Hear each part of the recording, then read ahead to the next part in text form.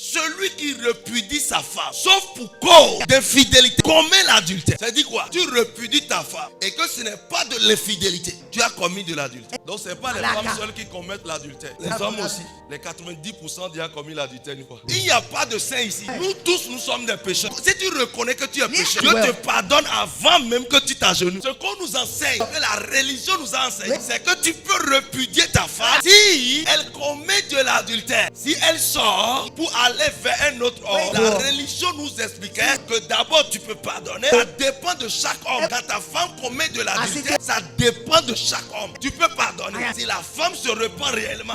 Mais sur d'autres cieux, c'est refusé. Dieu a donné le libre arbitrage. L'homme peut dire non, je ne peux plus faire avec toi.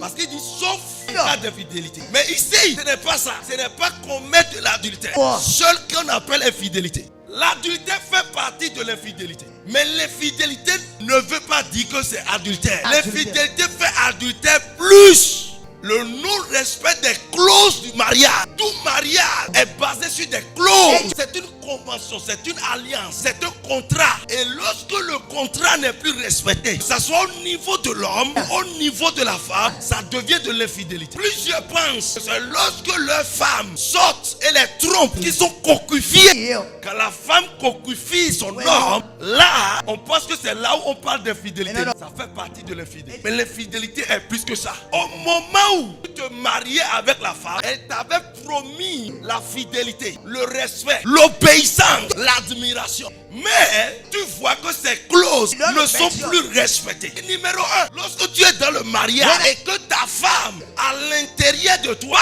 des mois, en te refusant le lit conjugal, c'est infidélité numéro 1. La femme, c'est ton corps. Son corps ne l'appartient pas. Donc, les clauses du mariage donnent le droit à son mari, sur le plan spirituel chrétien, de toucher à sa femme comme il veut. Mais tu passes une semaine, 2 semaines, 1 mois, 2 mois. C'est pas qu'il y a une faiblesse, une maladie, un problème. Et subitement, tu repousses ton homme. Ou bien tu dis, c'est ça que tu veux faire, non? Viens. Et le monsieur, il commence même, il est déboussolé. Le cadavre qui est là. Mais tu sais ce que tu fais. Tu te connaissais dès le départ. Comment tu faisais? Ça change, il va savoir. Alors là, tu fais 2 mois, 3 mois. Il y a des couples qui font même 1 an. Et la femme refuse son homme de la toucher. C'est de l'infidélité à haut début. Au-delà de ça, lorsque le respect n'existe plus, écoutez-moi, ton homme te dit, je ne veux pas te voir avec ce monsieur, ou bien cette femme, ou bien cette famille. Ça veut dire qu'il y a un problème. Et c'est pour cela qu'il refuse. Et quand il sort, il revient. Tu es dans les chambres une première fois, une deuxième fois. C'est devenu une habitude, un comportement. C'est de l'infidélité venimeuse. Catégorie 3.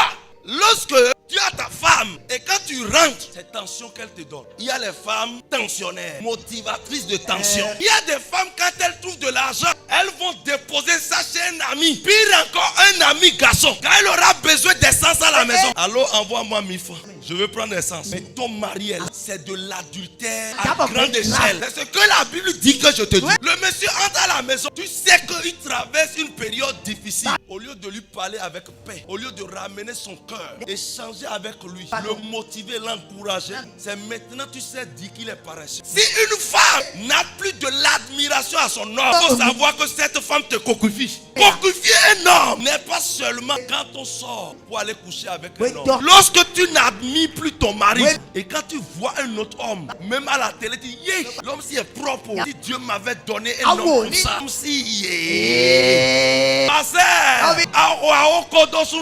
c'est de l'adultère. C'est de l'adultère. Parce qu'une femme qui ne t'admire plus va te tuer. Qu'elle soit libre rapidement. Faites attention. Plusieurs femmes écoutent la durée de vie de leur mari.